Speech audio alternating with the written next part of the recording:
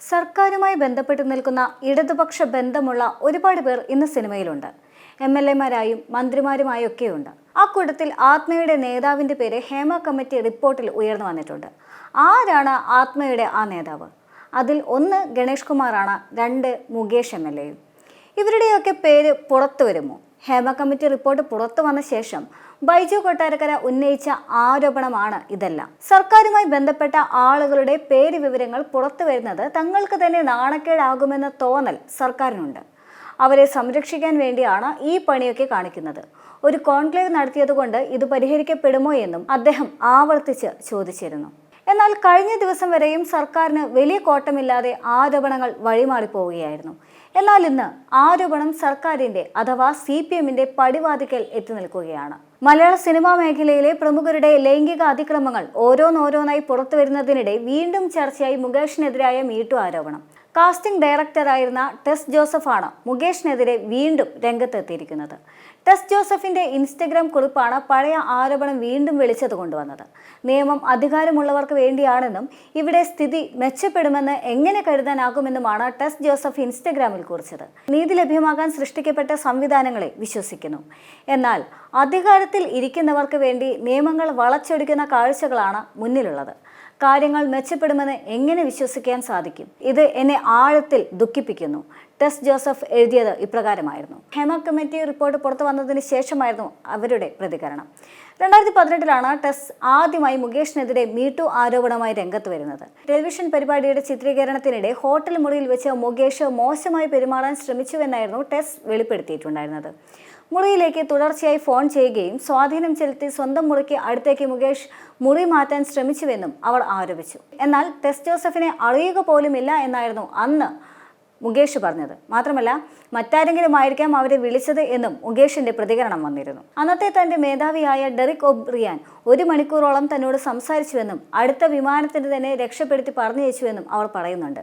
പുരുഷന്മാരുടെ ക്രൂവിൽ താൻ മാത്രമായിരുന്നു ഏക പെൺ സാങ്കേതിക പ്രവർത്തകയെന്നും അന്ന് താൻ തങ്ങിയിരുന്ന ചെന്നൈയിലെ മെറിഡിയൻ ഹോട്ടൽ ഇവർക്കായി ഒത്താശ ചെയ്തിരുന്നുവെന്നും ടെസ് ആരോപിക്കുന്നുണ്ട്.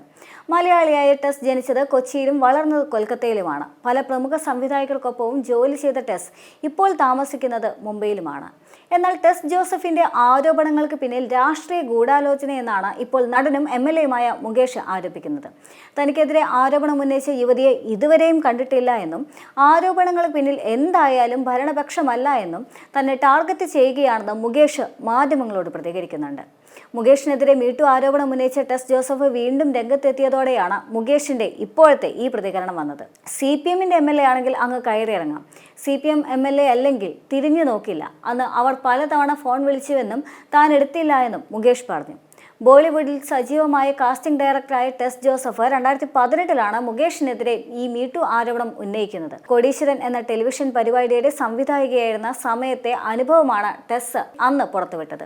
അന്ന് തനിക്ക് വെറും 20 വയസ്സ് മാത്രമാണ് ഉണ്ടായിരുന്നതെന്നും പരിപാടിയുടെ സമയത്ത് നടൻ മുകേഷ് ഹോട്ടലിലെ റൂമിൽ വിളിച്ച് നിരന്തരം ശല്യപ്പെടുത്തിയെന്നുമായിരുന്നു അന്ന് ടെസ് പറഞ്ഞത്. എന്ത് തന്നെയാണെങ്കിലും ഹേമ കമ്മിറ്റി റിപ്പോർട്ട് ഇപ്പോൾ പുറത്തു വന്നതോടെ സിനിമയിലെ പല പ്രമുഖരുടെയും മുഖം മൂടി അഴിഞ്ഞു വീണിരുന്നു. അതിനുശേഷമാണ് ഇപ്പോൾ പ്രത്യേകിച്ചും രാഷ്ട്രീയ രംഗത്തെ പല പ്രമുഖരുടെ മുഖം മൂടി കൂടി അഴിഞ്ഞു വീഴുന്നത്. മാത്രമല്ല, ഹേമ കമ്മിറ്റി റിപ്പോർട്ട് എന്ന തുറുങ്കിലടക്കപ്പെട്ട റിപ്പോർട്ട് 4 വർഷങ്ങൾക്ക് ശേഷം മാത്രമാണ് പുറം ലോകം കാണുന്നത്.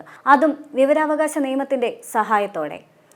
ആ സാഹചര്യത്തിലെല്ലാം തന്നെ സർക്കാരിന് ഇതിന് പിന്നിൽ എന്തോ ഉത്തരവാദിത്തമുണ്ട്, അഥവാ സർക്കാരിന് ഇതിന് പിന്നിൽ എന്തോ ഒളിച്ചു വെക്കാനുണ്ട് എന്ന ആരോപണങ്ങളെല്ലാം തന്നെ ഉയർന്നു വന്നിരുന്നു. അത് വിവിധ കോണുകളിൽ നിന്നും, പ്രത്യേകിച്ച് രാഷ്ട്രീയ മേഖലയിൽ നിന്നും സിനിമാ മേഖലയിൽ നിന്നെല്ലാം തന്നെ സർക്കാരിന് ഇതിന് പിന്നിൽ കൃത്യമായ ഒത്താശയുണ്ട്, ഒളിച്ചുകളിയുണ്ട് എന്നുള്ള ആരോപണങ്ങളെല്ലാം തന്നെ ഉയർന്നു വന്നിരുന്നു.